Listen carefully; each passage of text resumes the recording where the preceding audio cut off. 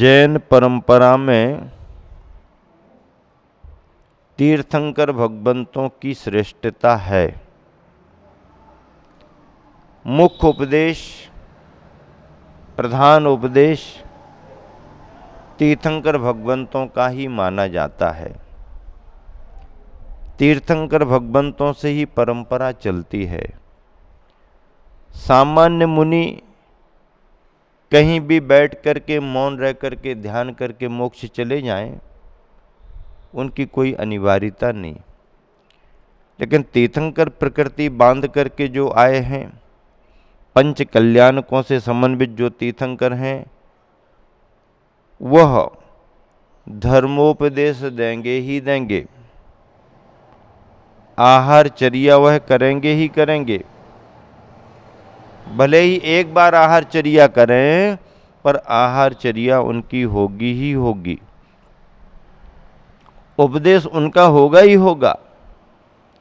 कोई भी तीर्थंकर बिना धर्मोपदेश के मोक्ष को प्राप्त नहीं कर सकते, और कोई भी तीर्थंकर मुनि अवस्था में बिना आहार किए केवल ज्ञान प्राप्त नहीं कर सकते। दिव्य ध्वनि खिरेगी ही और मुनि अवस्था में आहारचर्या होगी ही। क्यों? क्योंकि तीर्थंकरों की चर्या से, उनकी प्रवृत्ति से परंपरा आगे बढ़ती है, परंपरा आगे बढ़ती है। ऐसे तीर्थंकरों में जो स्तुति चल रही है, अपक्रम अरहनाथ भगवान का है।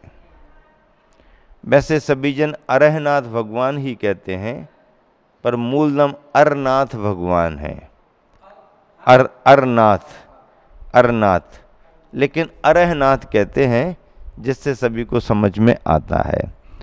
ऐसे अरहनाथ भगवान का जन्म भी कुरुजांगल देश की हस्तिनापुर नगरी में हुआ।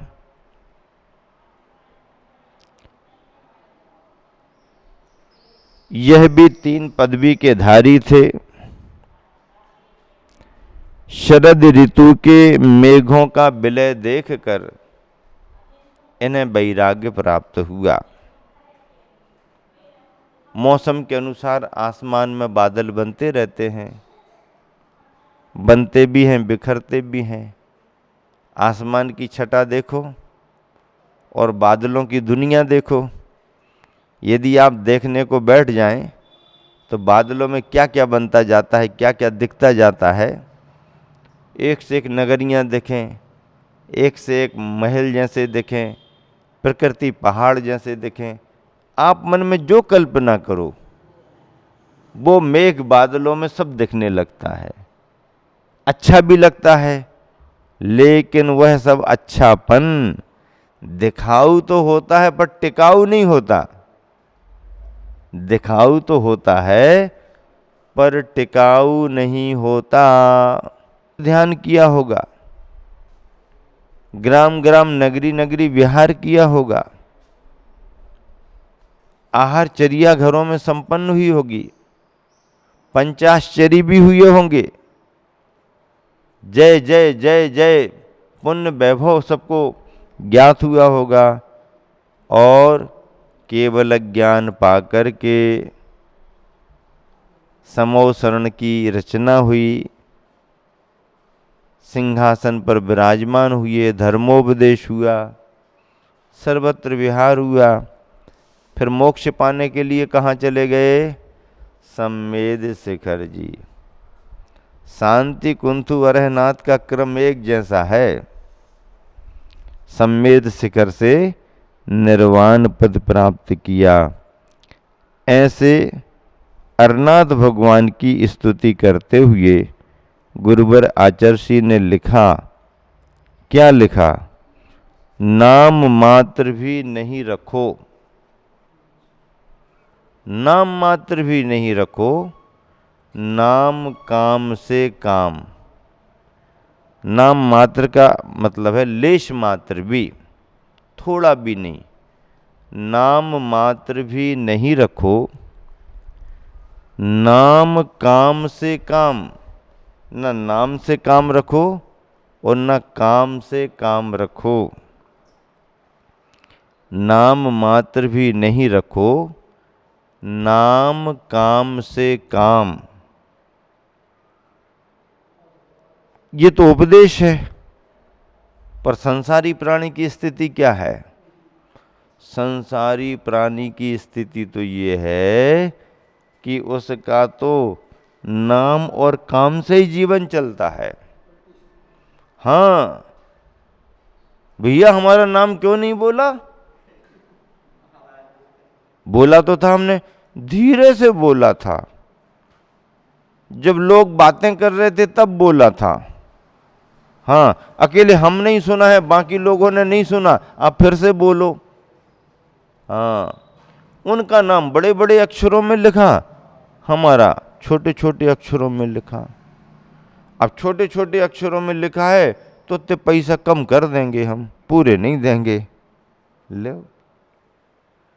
भरत चक्रवर्ती भी नाम के चक्कर में पड़ गया और वृषभाचल पर्वत पर अपनी दिग्विजय यात्रा की प्रशस्ति लिखने को आगे बढ़ गया। मंत्रीवर, जाओ लिख करके आओ, पहला चक्रवर्ती हूं। आज तक कोई चक्रवर्ती नहीं हुआ। मेरा नाम अजर अमर रहे, बड़े बड़े अक्षरों में लिखना। पहला चक्रवर्ती भरत मैं हूं, लिख करके आओ। जाओ। मंत्री चला गया और जब उस वृषभगिरी पर्वत पर शिलापट्ट को देखा, पढ़ते पढ़ते पढ़ते पढ़ते मंत्री का दिमाग चकरा गया। ऊपर से लेके नीचे तक आ गया, जगह ही नहीं। नाम ही नाम, नाम ही नाम, नाम ही नाम। और नाम कैसे? अलग अलग चक्रवर्तियों के नाम नहीं, भरत नाम के इतने चक्रवर्ती हो गए कि अब शिला खाली नहीं। मंत्री तो भौचक्का रह गया, क्या करे? वापस आ गया। भरत चक्रवर्ती, क्यों लिख करके आए ना? कुछ बोला ही नहीं। जवाब दो ना, बड़े बड़े अक्षरों में लिखा कि नहीं? राजन, वहां लिखने की बात क्या करूं? उस शिलापट्ट पर प्रथम प्रथम चक्रवर्ती के रूप में इतने भरत हुए हैं, इतने भरत हुए हैं कि तुम्हारा नाम लिखने को वहां पर जगह भी नहीं। अब चक्रवर्ती ने माथा पीटा होगा, है? क्या हो गया? जगह भी नहीं है। हाँ, जगह भी नहीं है। जगह हो या ना हो, मेरा नाम तो लिखा जाना चाहिए। तो कहां लिखे नाम? जाओ, जिनके नाम लिखे उनके मिटाओ पहले, फिर हमारा नाम लिखो। लो, परंपरा तो वहीं से शुरू हो गई। दूसरे का मिटाओ, अपना लिखो। मंत्री ने वही काम किया। कुछ नाम मिटाए और इनका नाम प्रशस्ति के रूप में लिखा। भगवान की स्तुति नहीं हुई, अपने ही नाम के चक्कर में रह गए और जैसे तैसे नाम लिख करके आए, सो रही सही कसर बाहुबली ने और पूरी कर दी। भैया, जो क्या कर रहे तुम? क्या कर रहा हूं मैं? सही कर रहा हूं। वहां नाम मिटा के आए और यहां पर बाहुबली ने कह दिया कि चक्र ही अंदर नहीं जाएगा। युद्ध करेंगे, करो। सारे युद्धों में भरत परास्त हो गया। मान आ गया, क्रोध आ गया, विवेक खो दिया, चक्कर चला दिया। चक्र भी परिक्रमा करके शांत हो गया। घर का मामला है भैया, ये सब चक्र अक्र बाहर वालों के लिए हैं, घर वालों के लिए नहीं है। क्या ये चक्र वगैरह बाहर वालों के लिए है, घर में नहीं चलेगा काम। वंश है, तीर्थंकर का अंश है। चक्रवर्ती हो तो क्या हुआ, कुल का घात नहीं करता चक्र, कुल का घात नहीं करता। गुरुवर आचार्य जी कह रहे हैं, नाम मात्र भी नहीं रखो, नाम काम से काम, नाम से भी नहीं और काम वासना से भी नहीं, जरा भी संबंध मत रखो। नाम मात्र भी नहीं रखो, यानी लेश मात्र भी नहीं रखो। नाम काम से काम यानी प्रयोजन, ललाम आत्म में करो, विराम आठों याम। अपनी ललाम आत्म में विराम करो, आठों याम विराम करो। आठों याम का मतलब क्या, आठों याम का मतलब क्या है? आठों प्रहर, याम यानी प्रहर, दिन के 4 प्रहर और रात के 4 प्रहर। सुबह 6 से 9, 9 से 12, 2 प्रहर हो गए। 6 से 9, 9 से 12, 2 प्रहर होने पर हम 2 पहर कहने लगते हैं। कहोगे 2 पहर हो गई, 2 प्रहर बीत गए। फिर 12 से 3 और 3 से 6, 2, 4 प्रहर। पर शाम 6 से 9, 9 से 12, 12 से 3 और 3 से 6, ऐसे आठों याम, आठों प्रहर विराम करो। किसमें विराम करो? अभिराम, अपने आत्म राम में विराम करो। अभिराम यानी सुंदर, आत्म राम हमारी आत्मा, उसमें विराम करो, आराम करो। आराम अगर चाहो तो आ राम की तरफ, आराम अगर चाहो तो आ राम की तरफ, और फंदे में फंसना चाहो तो जा दाम की तरफ, काम की तरफ। आराम मिलेगा राम की तरफ, और दुनियादारी का यदि आपने काम किया तो आपका आराम खत्म हो जाएगा।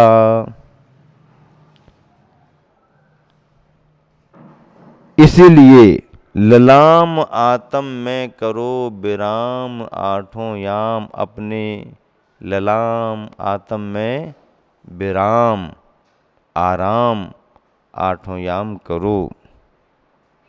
नाम धरो अर, नाम तो अर नाम है भगवान का, अरहनाथ कहते हैं, लेकिन मूल नाम अरनाथ है।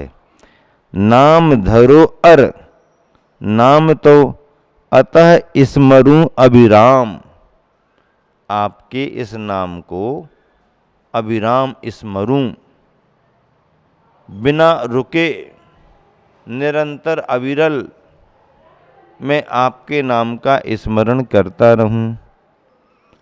अनाम बन शिव धाम में, बनना कैसा चाहता हूँ? अनाम बनना चाहता हूँ। बनना कैसा चाहता हूँ? अनाम बनना चाहता हूँ। अनाम का मतलब है हमारा कोई नाम ही ना रहे, हमारा कोई नाम ही ना रहे। नाम से परे शरीर के नाम होते हैं, आत्मा का कोई नाम नहीं है।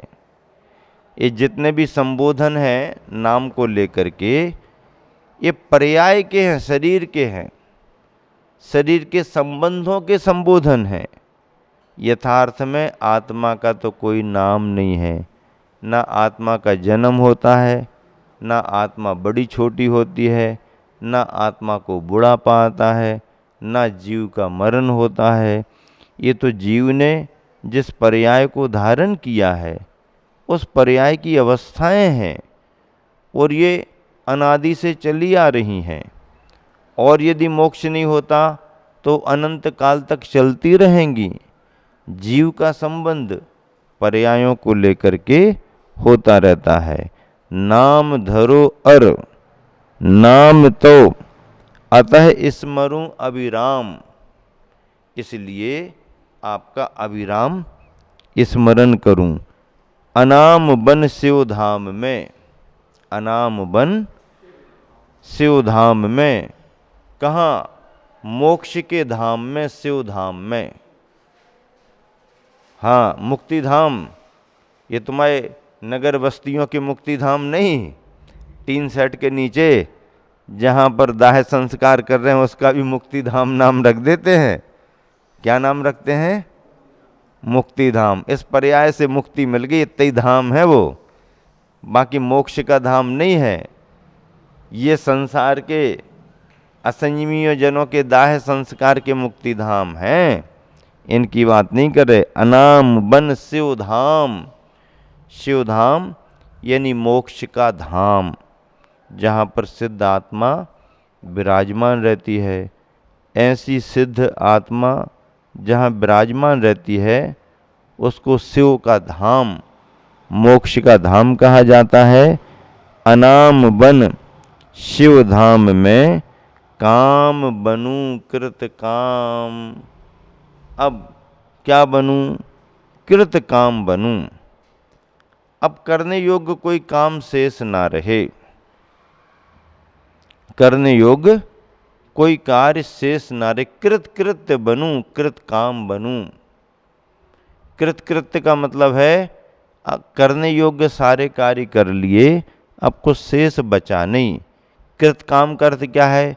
जो जितना करना था सब कर लिया, अब कुछ करने की जरूरत नहीं। इस तरह से काम बनूं, अनाम बन शिव धाम में काम बनूं कृत काम, कृत काम बन जाऊं, कृत कृत्य हो जाऊं, संसार से छुटकारा पा जाऊं।